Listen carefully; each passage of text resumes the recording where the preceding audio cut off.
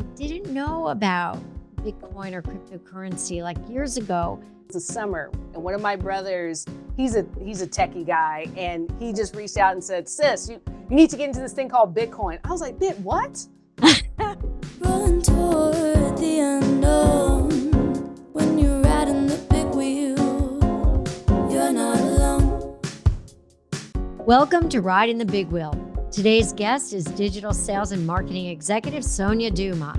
Sonia is a successful entrepreneur dedicated to helping businesses succeed and succeed faster. Among her many accomplishments, she is founder and host of Income Inbox, a platform designed to drive revenue through AI-driven marketing solutions. On this podcast, we are going to demystify crypto. You think we can do this? I don't know. Everybody's asking. So I said, I've got this fascinating woman coming on the podcast. You all are going to love Sonia Dumas. She didn't know about Bitcoin or cryptocurrency years ago, but because this is what I want you to tell the story because of your curiosity and, continuous learning, you not only learned, but you made a business out of it, right? You were consulting companies in this. So I want to talk about that. I would love for you to have a discussion around that. And then we're going to get into what the heck? Because you talk about cryptocurrency. I'm going to quote you. It is not just an investment, you said. It's about access, ownership, and freedom. And I loved that. So I latched right onto that one. But let's just start with, how you got into crypto, what that was like. Yeah, I think it's fascinating. So interesting enough, so we have to go back to 2019. It was the summer, and one of my brothers, he's a techie guy, and he just reached out and said, "Sis, you need to get into this thing called Bitcoin." I was like, what?" What are we talking about? He said, "Yeah, but you got to do all this thing. You got to go to the secret room to get." I was like, "You already lost me." So I was like, "No, I'll get back to you, bro. I don't play Fortnite, so I don't know. I don't even have a gaming console. I don't even know where to go to get this thing." But so that happened. Then a couple of weeks later, in LinkedIn, a crypto coach popped up in my feed, and I was like, "Is AI listening? What's happening here?" And so I was like, okay, my brother just told me about this, and now this guy is in my feed. I've never seen this guy before. So I looked into his profile deeper, and he's been in crypto since, I believe it was 2017. No, way back. I think it was around 2017. And I said, you know what, let me learn about this, because it's no coincidence that two people in a short amount of time, so I'm going to pay attention to this. And I just started to learn. And I immediately saw the financial impact, almost instantly. I was like, oh my gosh, this has changed the world. Let me learn about this. So I started learning December of 2019. So then 2020 kicks in, and I had a whole lot of time to do some research because 2020 kicked in, and I learned some things. So in 2020, whenever the world was shutting down, I lost 90% of my clients, not because of anything I did, but I can tell you nobody was thinking about sales and marketing campaigns. They were not. They were not thinking about that. And so 90% of my businesses just went to a screeching halt. And one, I wasn't as prepared as I thought I was. I was like, this was never on my game plan. World shutting down. I need to add that to the list now. It is on the list. But what it taught me was the importance of having a multi-revenue business, but also having multiple streams of income come in. So it wasn't any coincidence I was learning about crypto at the same time. And so I just started diving into Bitcoin and Ethereum. And those were the two main ones at the time. And I was like, all right, I'm going to do my first investment. And I think my first investment was $5,000. $3,000 went to Bitcoin, $2,000 went to Ethereum. I said, all right. And the coach at the time, he said, come in, buy on a Monday. No, buy Sunday night. And he said, and you're going to sell sometime either Monday or Tuesday afternoon. I was like, wow, 48 hours. Okay. I was like, okay, am I a day trader now? I don't know what. So I did it. And at that time, the market moved and I made 34% in 24 hours. Wow. And I was like, there are financial advisors that if they can get you 12%, they're knocking it out of the park. And I said, Yeah. whoa, what is this? And I was like, did this just happen? And it was like, okay, I got to get out. I got to get the money back. I was like, what is this? But then you kept going. I kept going and I kept learning. And then I Wow. got exposed to DeFi and NFTs. And then I learned what it means when Bitcoin goes down. Oh, it's a brutal ride. And when it goes up, it's a phenomenal ride as well. But what I was recognizing is that a couple of things. I'm like, one, I haven't been into a bank branch in years. I said, we are already living in a digital currency world. It's just, how is it managed right now, right? Like, what are the systems it's managed on? And blockchain allows for it to be a lot more secure, traceable, and it becomes a new, basically, currency. But what's interesting about cryptocurrency, or I would call it, really it's digital currency, is that you can now attach assets to it. So that was the next big mind blower, to say, okay, right now, if you wanted to, for instance, invest in a real estate trust, you need a certain amount. They only take a certain level of investors. You got to be accredited. But any company, and they're working on this even more, is they can package real estate projects, put it into a digital asset, and as long as the SEC rule still allows for it, now the general public can buy it. You can buy these assets. You can cash in. You can cash out. Interest is given in real time, and so it now allows you to package assets. So artwork. So maybe you can't afford or maybe you don't want to pay for the full Van Gogh, but you can pay for a fractional of the Van Gogh, and as the price appreciates, you can sell your coin or your share in that. But we usually call them coins, right? Yeah. Your NFT. And so it's making a surge because it's been going through these up and down cycles, but adoption hasn't stopped. It's just been refined. And so I look at it as we live in a fully digital world. AI is only going to increase, I would say, speed up the process. And so, you look at things like, currently the stock market, the majority of the stock market is already traded by bots and algorithms. It's not people calling their brokers anymore. Right. It's not, I'm logging in to Charles Schwab to sell.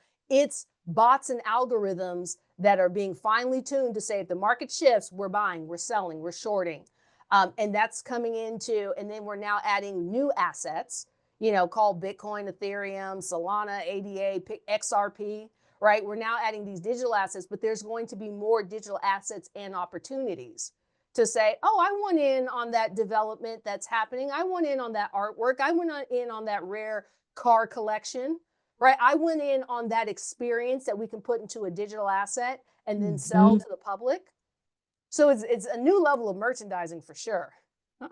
Interesting. So if I had, $5,000 or, $1,000, or you're now talking to an audience here that said, okay, I want to get in, but okay, why does it matter? Why should I really care? Why do I want in? You mentioned we're already in a digital world, but talk to me about why do I want that instead of my cash in the wall? I just made up cash in the wall. That's a New York thing. That's a good thing. Cash in the wall. I get it. Very Queen of the South. Very Queen of the South. I know, me too, right? Cash, gold. So you have to go down a couple of things. Okay. Let's go back to 2000, right, where companies like Amazon and Google, they were $2 to $4 per share. Did you buy? We didn't even know what Amazon was really doing. No. And Google was just Gmail. Right? That's right. Like Gmail in one search box. Like nobody knew what they were about. If we really understood it, we would have been buying it like crazy. And so I look at it as I approach investments like a venture capitalist. Early technology or an early entrance to market to something that is not going to stop anytime soon. So Yep. hence why, you call it the dot-com bubble. Well, why was it a bubble? Because investors were getting in early on a movement in technology that was moving forward, but what companies would survive it, nobody really knows, right? No one knew. Right. And so I look at every new emergence of technology has a bubble, because in the beginning, we know this is not going to go away. This is going to become a foundational part of society and business at some point. But the tough part is, what companies am I going to, right? Like, what horses am I going to be betting on, right? Yep. And at that Yep. time, if we knew what Amazon and Google were doing, we would have bought the $2 to $4 per share, Yeah. right? Yeah. And so Great point. when with Bitcoin, like Bitcoin, Ethereum, they used to be at $3,000. They actually started at 10 cents, Yeah. right? They used to be, now it's like, last time I checked, $80,000 now for Bitcoin. Yeah. Like, not even 2-3 It's years ago, it was 10,000, mm-hmm. right? So at the end of the day, it's looking at it. Yes, there's a thing of being early. There's early, there's too early, there's I'm just riding the wave, Yeah. and being able to survive the wave of who survives and who doesn't. And right now, now the big players, who's going to survive is coming to the surface a lot more than even a year or two ago. And so I look at it as, how do you leverage? It's the early ones who make the most. Yeah. Because by the time you buy Apple, Tesla, Google today, you're paying premium prices. Your return, unless there's a major spike, there's too many people on the playing field at this point. So Yeah. your increments are smaller. The big uptick happens in the early adoption stage of pretty much any major technological shift or investment shift. That's not a joke. That's not tulips and coconut beans, right? Coconut shells. Yeah, exactly. We're beyond that. Yep. So then would you suggest that people are, where do you think we are in the crypto investment? It seems like it's a good time, or people should consider still getting in there. I don't think we've hit the Tesla status yet, but where do you think we are? Where are we? I would say we're in this, I would call it quiet adoption zone, because the adoption's been happening.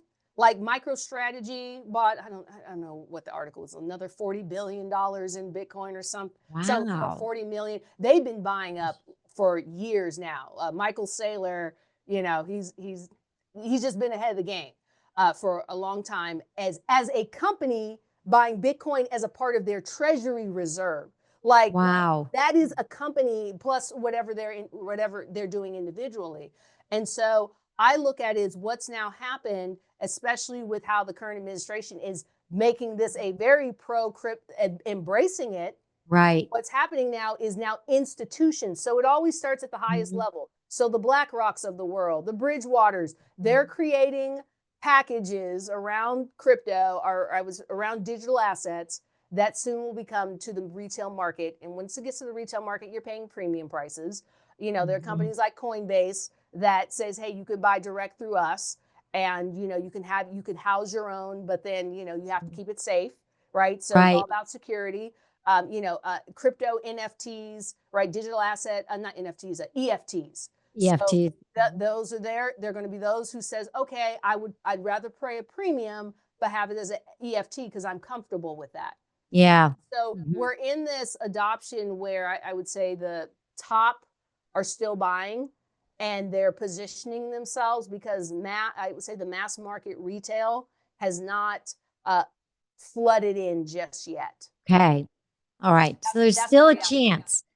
So as a venture capitalist in your mind, then what are the other things that you're looking at, that you're investing in, or that you're thinking about to invest in over the next year or now? What are you doing? So, it's interesting. It's what's on my horizon is a couple of things. I would definitely say real estate, but waiting for that bubble to not. Yeah, you and me both, girlfriend. Yep. I am too. Yep. Because we're also heading into a time where investors can actually invest based on their personality, their style, what they enjoy, versus, no, you got to get into bonds. I don't want bonds. What? Yeah. Right? Like, Yeah. I'll buy gold instead, and just, Yep. right, but put it in the wall next to the. Yeah. Hey, you sound like me. Yeah. But no, nothing is in the wall. No. Nothing's in the wall. No. Nothing at all. But I also like to invest based on what I love, right? So when I say Yeah. real estate, I love hotels, right? So Mhm. and what I love is that more hotel companies are now looking at digital assets to be able to open the opportunities to invest in, Mhm. because I'm looking at hospitality, travel, leisure Mhm. as my I would say main areas, because yes, the market is going to go through a massive job career up, like companies and business models are going to be flipped and turned Mhm. upside down and inside out. But here's what Mhm. I know. The ones with the money, so hence go higher, right? So you're Mhm. affluent, you're high net worth individuals, they always want to spend and have experiences.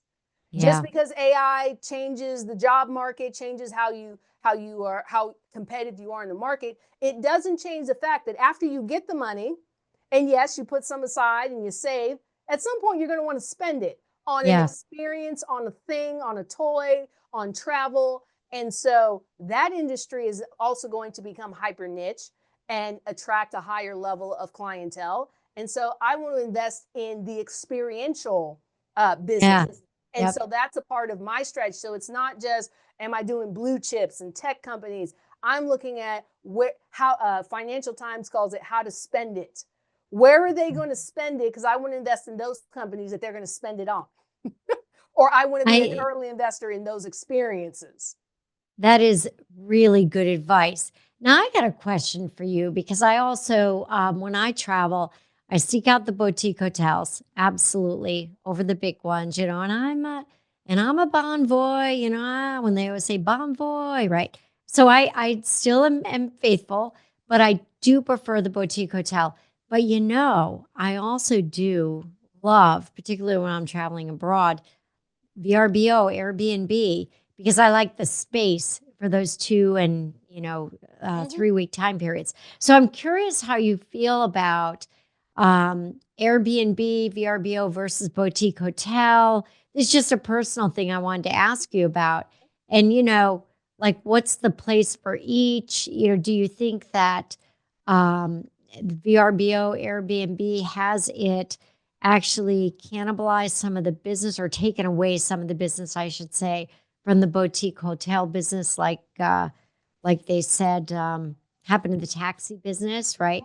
So, what do you think? What do you think? It's so fascinating you should say that. Mm, Um, because so one of the things I like to do, because I do track Airbnb and VRBO, is I like to go to their job careers. okay. What careers are they, promoting out in the market to say, hey, we need to fill this position? And this was about maybe 3 or 4 weeks ago. They have quite a few market managers that they're going after businesses for executive travel. I said, Mm, oh, so I like to look at the wow. job boards because that tells me what products and services are now being offered that they need a person to fulfill that role for. And so I was like, Fascinating. oh, very interesting. They are also working with Airbnb. I believe I think it's called Hotels Tonight. They basically have a hotel Mhm. app that says, hey, you can get a hotel tonight. So they're also an owner in that. I want to make sure I get that right. Whatever that app is to say, hey, you want to stay at a hotel tonight? It's going to be the best rate. And so they also had managers that says, hey, go talk to the hotels to have them come on our app, our platform. So what's actually Interesting. happening is it's more of a Expedia, TripAdvisor, Trivago, where the Mhm. hotel industry, it's not so much that it's being cannibalized as more as it's about, at first it was about being cannibalized. Like, oh, it's Okay. either Yeah. hotel or Airbnb. But now Airbnb is partnering with hotels because at the end of the day, who are they focused on? You, me, the Right. traveler. And they know we want experiences. Instead of saying either or, it's now and. Hey, you can stay at a hotel because we own the platform that you're buying on and we're getting our commission, our fees, right? Yeah. So they're getting paid that way, but then it's also the hotel benefits. So hotels are actually in an interesting space right now because in the hospitality world, direct bookings, every company wants a direct, every hotel brand wants direct bookings because that means that's a fee they don't have to pay to the Expedias, TripAdvisors, Right. Airbnbs of the world. But the issue is the small boutique brand doesn't have enough of an audience reach. So they do have to work with the, they're not OTCs, but basically, Yeah. the travel. I use booking.com, and I have found the best boutique hotels, particularly outside of the US, Yeah. the best that never would have hit my radar ever. Exactly. And so at the end of the day, it comes down to, you have to look at their business model, reach. Yep. How do you increase reach? Well, yeah, you have to now go on a platform that I really love TripAdvisor, what they did, because if you look at the early stages of TripAdvisor, it was just really to check out the reviews of a hotel. Now you can, do the same thing with booking.com. You can do the entire, your entire reservations and all of your bookings from one place. And they built up the audience. The name of the game is audiences. So when you were talking about, how do businesses position themselves, you have to find a way to get as far as one, building up your own audience, your specific niche boutique audience. But two, we're also heading into a time that I would say for the first time in history, almost every business that's a serious business will need to turn on ads because your reach. Wow. And so we've never tell me a time in business where everybody's been an advertiser. No, it's TV, radio, newspapers, magazines, and it was usually that's why the big brands are the big brands, because they could afford to be in those spaces. Well, now I just got a notification from LinkedIn. Hey, you want to do LinkedIn ad marketing? Right? So at the end of the day, if you want reach, it's called always on. Your business now has to be always on, but turning on ads doesn't make sense until you have figured out your organic strategy. Because if your organic strategy isn't even pulling anyone in, ads is not about to help you. And so this is where it goes back to your audience, your content, because ads only ramp up exposure to what you're putting out there. And if what you're putting out there isn't already generating business, then you need to fix that before you turn on ads. And ads are I was working with a client, and they had well over 1 million subscribers, and that would seem amazing. But any given post would be exposed to less than 1,000 people, and I was like, yes. Because once again, way less than 10%. And it depends. There were a couple of posts, it was 4,000 to 5,000, but 1 million. You would think 1 million, you would see hundreds of thousands. But the way the algorithms are working, I said, you know what? And I was talking with a friend. I said, I could spend $100 in ads and get exposure to anywhere from 12 to 15,000. Guaranteed, my post will show up in front of 12 to 15,000 for $100. This one did it for free and got exposed to less than 1,000. And we don't even know what they were going to do with that. And the content was as such that it was okay, well, where are you taking people? So that is interesting. For a small business that is narrowed in and they're great at their organic content, ads is going to move you a lot faster. So it doesn't matter. So I talk with speakers and consultants. They're like, I only got 1,500 people follow me. I said, let's nail your organic, because we can turn on ads and get you in front of 30,000 people for $100 to $200 while it's still cheap on LinkedIn. Last time I looked at it, it was less than 6 cents a view. That is cheap. You're never going to see it that much cheaper, because as more businesses, especially on LinkedIn, start using ads, it's going to go to the Google ad days. Now you're paying $20 a click, $50 a click. The financial industry, they pay a ridiculous amount, but they got deep pockets. And so they can spend, there was this one company, they were spending $900,000 a month on Google ads just to brute force their way to the top. But they were also selling $50,000 packages on the back end. So it was worth it to them. But the small guy, you ain't got almost $1 million a month in ads. So that model of Google ads is now moving to LinkedIn. But it hasn't ramped up. And then I just posted about this. Apple has now changed their Apple search ads to Apple ads. Apple will now be Apple ads is about to take off as well, because that whole thing about privacy and data. No, Apple is seeing the money being made with ads, and they're like, and Apple has one of the most affluent, wealthiest clienteles out there. Like I would say, Wow. even bigger Yeah. than Hermes and all of that. Like, look, if you're the best of the best, you have Apple, right? And so, That's amazing. yeah, Yeah. Yeah. Are you catching this, Parker? I'm talking to my marketing team and asking them. This is really great practical advice. Now, I got something I want to ask you about because this is I got a beef with LinkedIn. yeah, I just do. yeah, yeah. My beef with LinkedIn is because I feel like it's becoming the next Facebook. I am not on Facebook. Like, I love to go to LinkedIn for, connecting with people, hearing about what's going on in their business. I absolutely appreciate, and we post it too, if we've got team dinners and what's going on. However, that said, there's a lot of personal stuff coming out there now that I really, I find myself going out to LinkedIn less. And Mm-hmm. so I would love to hear what your perspective is on that. And I'm surprised LinkedIn is going that route because, we got TikTok, we've got Instagram, we've got all these other avenues. And I realize younger people are growing up who grew up in this social world, but is there a place that we can just keep business? I don't, I would love to hear your perspective, and maybe it's all about the human element, but tell me what you think. So there's some things to that. So I call it the social media economy, and to your Uh, point, it's big business.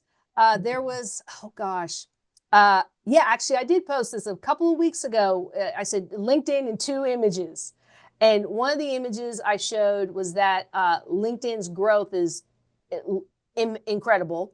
I Mhm. also showed Yeah. that LinkedIn's audience is now 24/7. People, about half of LinkedIn's audience is on social LinkedIn Saturdays and Sundays, and Uh-huh. that was positioning to say you have to post every day, even Saturdays and Sundays, Mm. because that's when people are showing up. Their ad business has gone through the roof to the tune of billions, billions. Wow. And it's been a slow sleep. It's been a sleeper platform Mhm. until now, because to your point, yes, that next generation has grown up. They're now in their 30s, right? They're heading into their 30s, early 40s. And at the end of the day, they either want jobs, they want to go to the next level in their career. Not about to Mhm. do that on Facebook. Nope. Like that's just real, Nope. right? So Yep. now so whatever they were doing on other platforms, yes, they're bringing here, and whether it's their personal life, but at the end of the day, LinkedIn is a business, and Mhm. they are in the business of maximizing every avenue possible. And they saw how well video worked with TikTok. But what's Mhm. Yep. interesting as of now is that I I've done some experimenting with video versus doing posts versus doing carousels, and there is a difference in how people react and respond. And I'm I'm I'm Mm. on the fence with video because I Mhm. had an epiphany with some of the results that even I get, and I was like, oh my gosh, my single image or my carousels do way better than the videos. The videos still do well, Interesting. but I was Mhm. like, interesting, because Yeah. one of the things that I found that some of us maybe have forgotten is that one of the major reasons that people come to LinkedIn, and you can Google this, is that they come for news. Mhm. And that Mm. still exists. They Wow. actually are coming for news. So if you're not showing up with news, then what are you showing up with? Usually a pitch, usually, Mhm. oh, look at me, I'm at this place doing this thing. Okay, but what does that have to do with me and my problems in my business? Right. And if you want, it has some of the best B2B data, period. And more CEOs are talking. The billionaires and the multimillionaires are Yeah, now talking. They were both silent they for are. 60 years, and now they're talking. So you can't avoid this space. But what is this space going to be? Like at one point, LinkedIn was doing like Clubhouse with the audio rooms. They did that, Mhm. and it didn't really Mhm. work out. They got rid of that. They have the LinkedIn Lives. Some are doing okay with it, others are not. And so I look at LinkedIn, they're in a playground zone right now Mhm. to say, one, this new audience that is more serious about business is coming on online, but they're also coming from the Instagram crowd. This is the new money that's showing up. But at the end of the day, business still has to get done, and there's still big business problems out there. So, in what way do you need to show up? And I think that's what we're figuring out. I would say that I do find that carousels and image posts, because I call it Mhm. slider nation. We're the PowerPoint generation. We still love ourselves some PowerPoint. We love ourselves some slideshows. It's like, look, and that goes Gen Z, Oh, millennial, funny. boomer. Yeah. Like my nieces, I said, I was talking to my nieces and I said, girls, what did you do in class today? Oh, we're giving slides. We're doing slideshows about our teachers make Mm. us. I said, so even my Gen Z nieces are living in slide Yeah, land.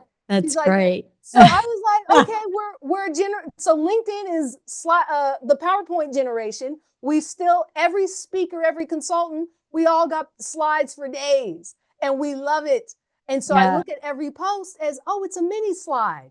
I was like, oh my God. When that like turned on for me, I was like, got it. So this is I so can drip in awesome. Yeah, video, but we're yeah. Slider Nation. This LinkedIn is Slider Nation, but it's now then, okay, now let's use these posts as mini slides to highlight the pain, the problem for the particular audience. And the other thing with LinkedIn, what I love is if you use it smartly and strategically, you should Yeah. be your target audience should be following you every day. Like on any given day, I have new followers because I put in a system that's not pitchy. It's all about how do you don't know I exist. So how can I do this organically first?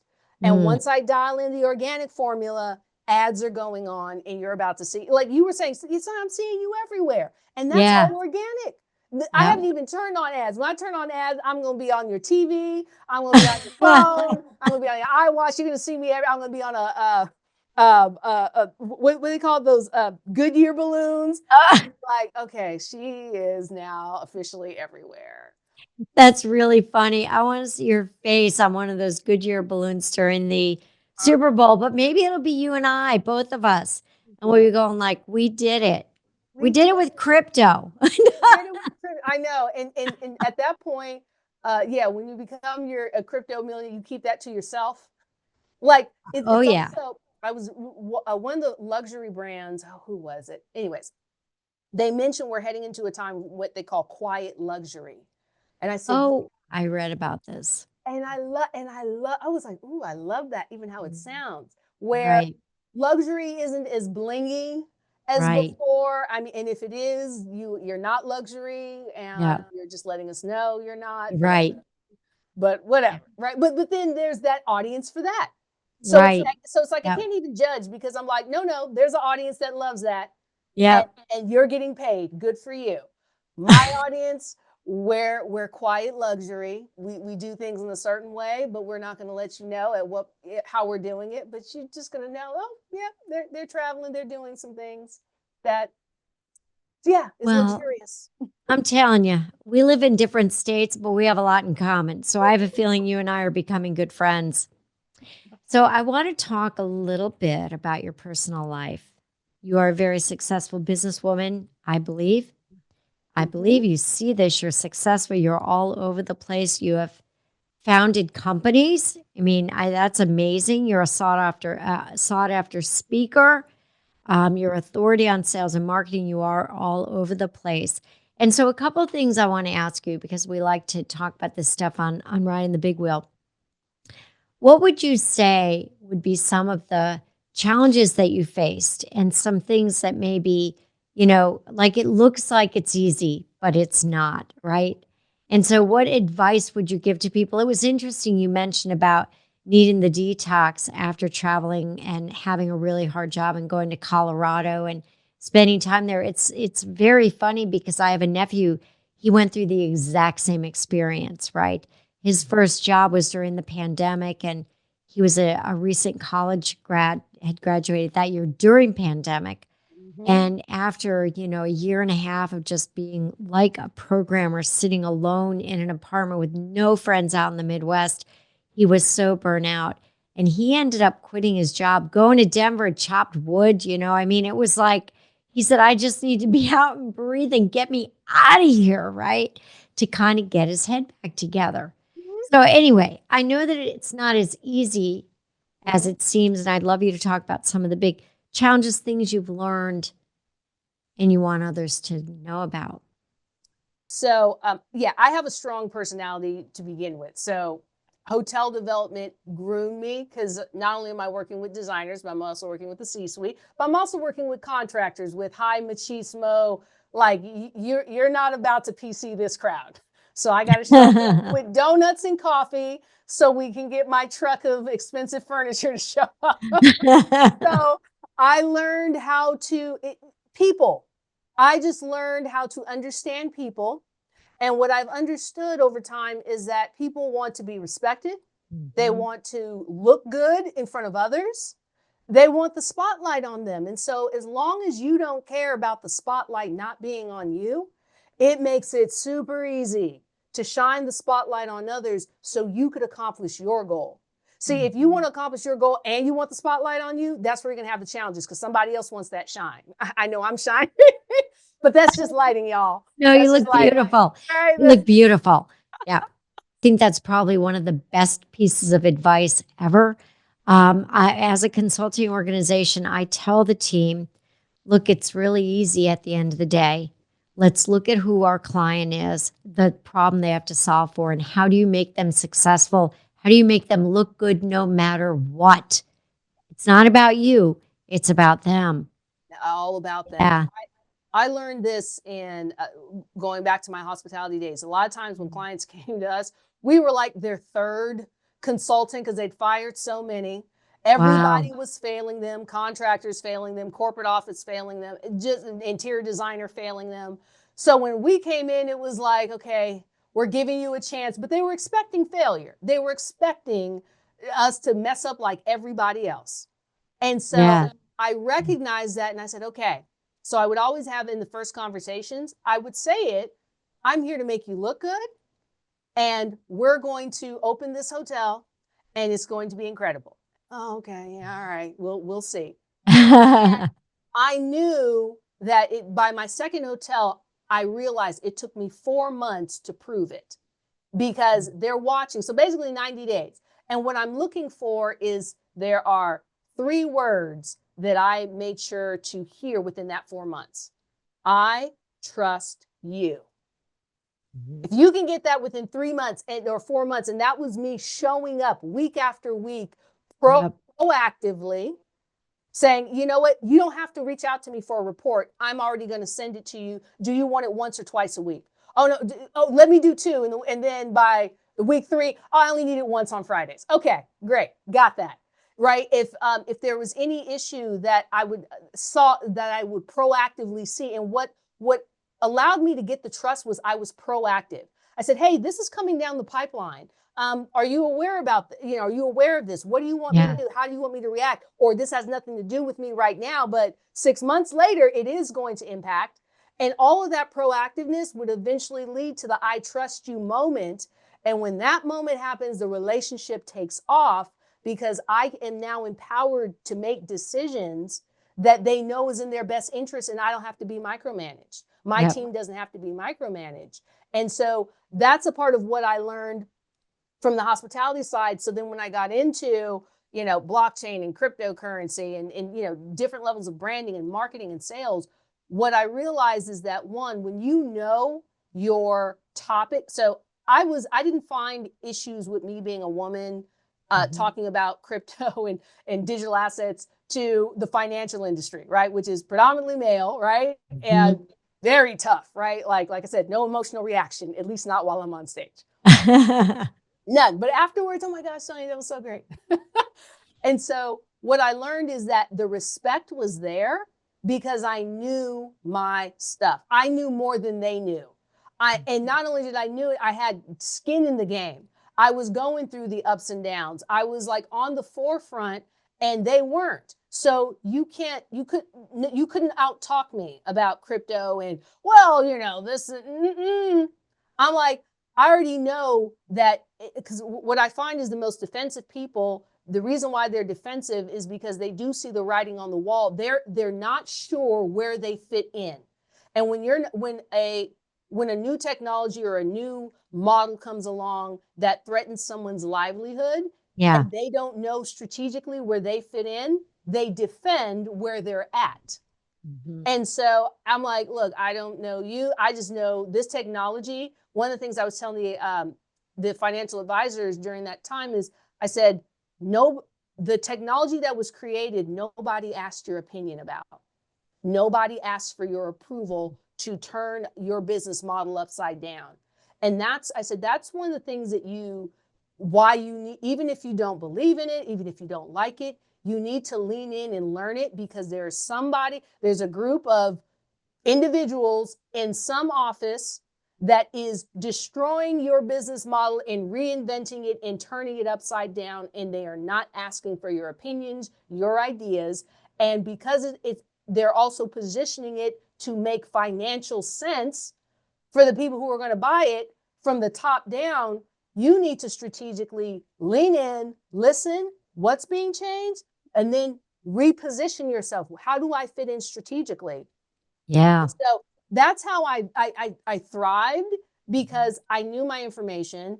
I also knew that I wasn't there to pitch anything. I was just there to help open your mind to say, look at what's possible, look at what's coming. And Yeah. yes, this is, mind you, I was talking about this in 2020, 5 years later. One of the most AI and not AI and digital assets and cryptocurrency is like everybody's looking for a speaker for that. And I'm like, I'm already done talking about that. I already did that 5 years ago. What else you got for me? Like and so as ladies, staying is go beyond status quo, live on the edge. And it took me a while to talk about struggles. When you are on the edge of innovation, it is nothing but darkness in front of you and a little sliver of light to say, walk this direction. That's it. And you're not going to have a bunch of friends with you. You're going to maybe have 5 or 10 people who are like, oh, yeah, I totally get it. The majority, the 99%, they won't, they will pick it up years later. And so as I start to understand, like, how like the Steve Jobs and the of the world, like when you live on the forefront of innovation, it's a lonely, I wouldn't say lonely, it's a limited space. Your friends are few, your like-minded people are few, not because you're better than anyone, but because you're seeing so far ahead. And it could be years ahead. It's more than months, it's years. I would say on any given day, I'm usually living 3 to 4 years out but I'm officially okay with that. It took a while for me to be okay with that. And then just drop nuggets as I'm having conversations with friends and clients, just drop nuggets, but know that when it comes, they'll see it, they'll experience it. But for now, I'm just going to position myself so that way I could say, yeah, been there, done that. Here's what you need to think about. And then isn't that what some of the best consultants, we're ahead of the game. That's it. Yep. You got to be. Yeah. Well, and I want to not lose the point where you said you got to be looking at what's happening around you and what's happening, and even if you don't like it, you don't have a voice in it. It's going to change your business model. I think that's one of the best pieces of advice that you could give right now because we're changing so rapidly, and just being open-minded about it. You gotta kind of get on that bandwagon because things are going to happen and things are going to change whether you're part of it or not. Yeah. You have to make that decision. So I want to ask you, because nobody gets off this podcast without answering the question around a big wheel moment for you. Big wheel moment. It could be something big or small, but it changed something for you.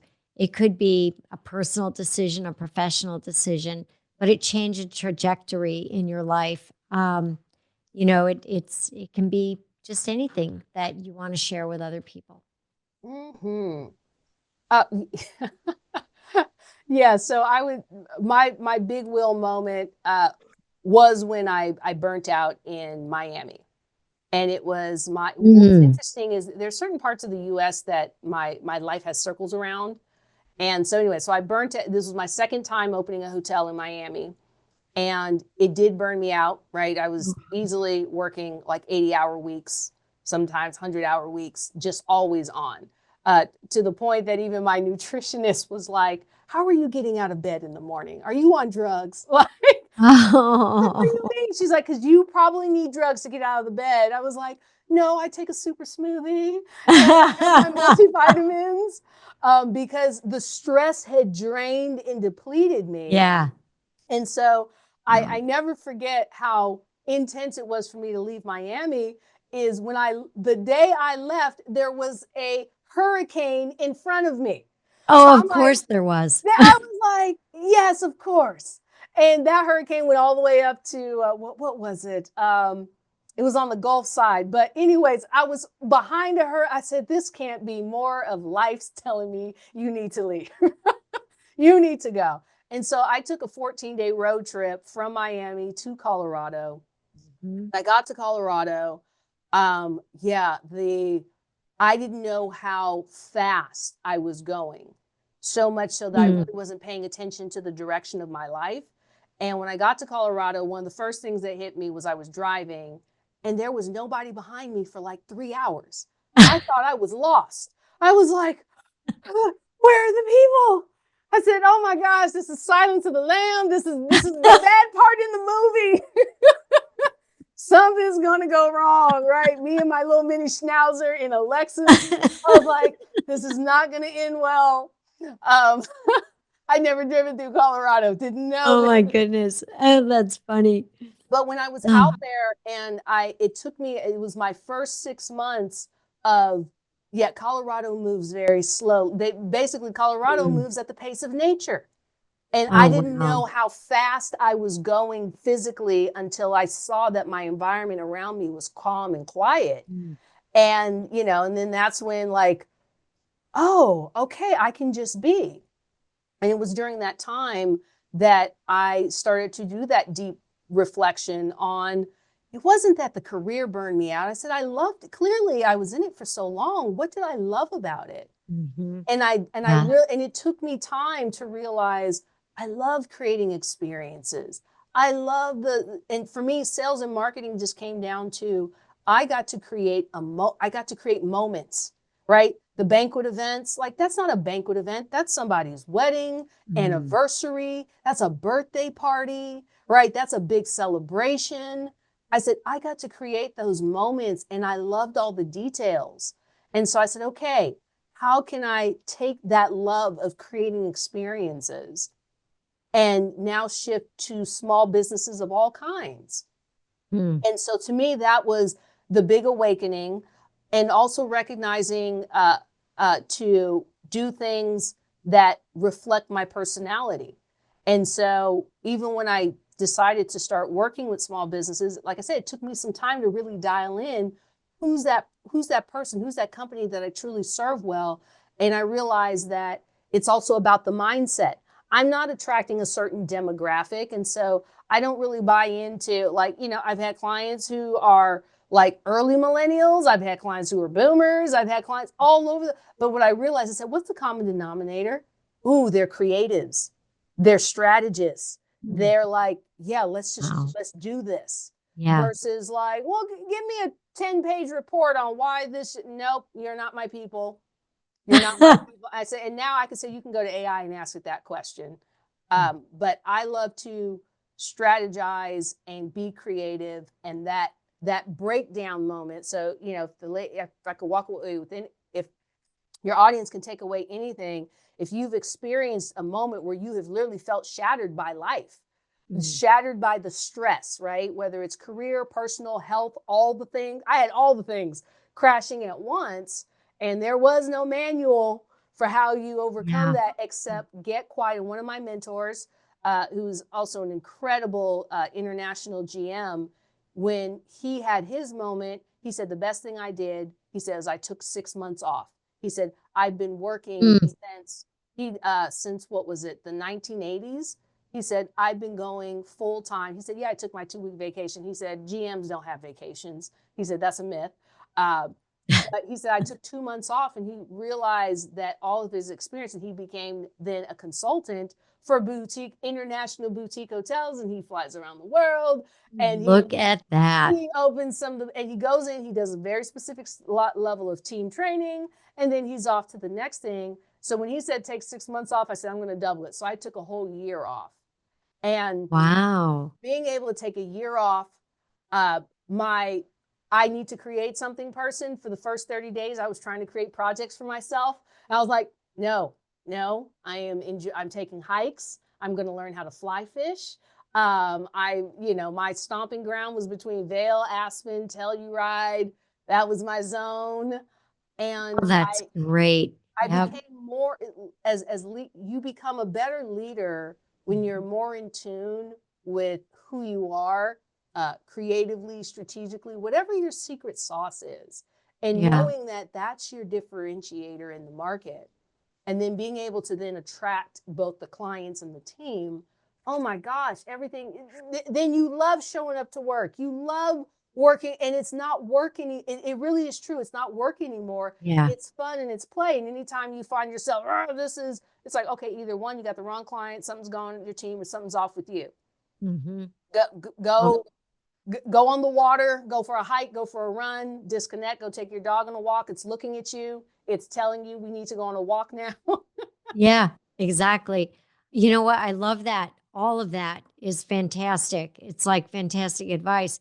It's interesting because I have my GP and I have a cardiologist, the two of them. I'm fine, but I have a cardiologist for just family stuff. But the first thing that each one of them always ask me, because I'm pretty active and they know running is kind of that's my zen. Yeah. They'll say, "So what are you doing? Are you still out on the road? What you doing? Are you still in the pool?" The very first question, because they know that that kind of sets me. And I think it's wonderful advice. I think it's hard for people to take and to make the time, and maybe they can't get the year, but you can always take the time. I think we as women too tend to not prioritize it. Yeah. I think we don't give ourselves or allow us the time or the opportunity, just because of our caretaking nature, and all of the people around us. But I think that, my mom gave me a bit of advice not that long ago, and she lives with us, right? So my mom she has an immune, she has RA, and it's pretty bad. And anyway, she said to me, "I know you take care of me and you take care of the kids and you take care of the business, and your dad is always, my dad's 90 and I'm always going to see him and just all this stuff." And she said, "But I'm going to tell you something. Your kids, everybody else, they'll basically let you die, wither away without even realizing it. No one's going to take care of you except you." Yes. So in the end, and they don't mean it. I mean, it's not like everybody's going to literally after me, but I think that's really great advice. So thank you, and I want to thank you for being here with us on the podcast today. Now I've got to ask you how people can get a hold of you, because I think it would be great just to connect with you on LinkedIn. I think you're a dynamic, fabulous, wonderful person. I hope you'll come back on the podcast as well, because I got some other stuff I want to talk to you about as well. Oh, absolutely. Yes. By all means, LinkedIn is my place. I am Yeah. there daily. Yeah, soniadumas.com. And yeah, just have a conversation. I love that take care of you, because you're the powerhouse of your creativity, of that next level of strategy. One of the things I wanted to add that a good mentor also reminded me is Yeah. that, as ladies, we're always going and spinning and doing all the things. And it's very true when they say, in order to catch up, you have to slow down. Mm-hmm. And it's this weird dichotomy, because when you slow down, you get clear, you look at that list of 100 things and realize, because I find for me, whenever I'm speeding too much, a part of me has lost sight of my vision. You are I so was like, right. "Ooh, what? I got 100 things. Oh my God, I gotta do it all." And it's like, wait, what's my vision? So I got to go and grab an acai bowl. I got to go out to the lake. Seriously, like acai or You are sushi. definitely a favorite person of mine, Yes, I got to tell you. acai bowl and sushi. Like, and where's the lake? And okay, what's the vision again? All right, 75% of that list just got cut. And then what's the incremental daily things I'm supposed to be doing to help get me towards that vision? What do I need to delegate that somehow I took Yeah. back on my plate? And then, okay, and that could sometimes that takes me 2 or 3 weeks to slow it down again, or to say, okay, I got to get out this one project wrapped up. Let me slow down. I know the world feels like it's moving fast, but if I do not take care of the engine, take care of the car, the wheels are going to fall off, and then I'm stopped. And sometimes, like with my Miami transition, my body was stopping. Like it was struggle to wake up in the morning, struggle to have any energy to do anything. Hence all the I was taking every superfood known to man. So ask me about It doesn't superfood. matter. It Yeah. didn't matter. And so, ladies, you can pause. Like the world's going to continue, to your point, it's going to move with or without you. And so being able to pause, slow down, and say, what's my vision, and connect with that. And then when you slow down and you get clear about your vision, when you return, you got the energy, you got the focus, and you fly. And then you're like, oh, but we have to remind ourselves of that, because that list of 100 will show up again. You're like, nope, can't do it. So I'll end with that. Hey, it's Michelle. Thank you so much for listening today. If you enjoy our podcast and know someone who you believe would make a great guest, I would love to hear from you. Feel free to connect with me on LinkedIn and let's talk. I'd love to hear your feedback, and as always, may it inspire you in your own personal and professional journey of life.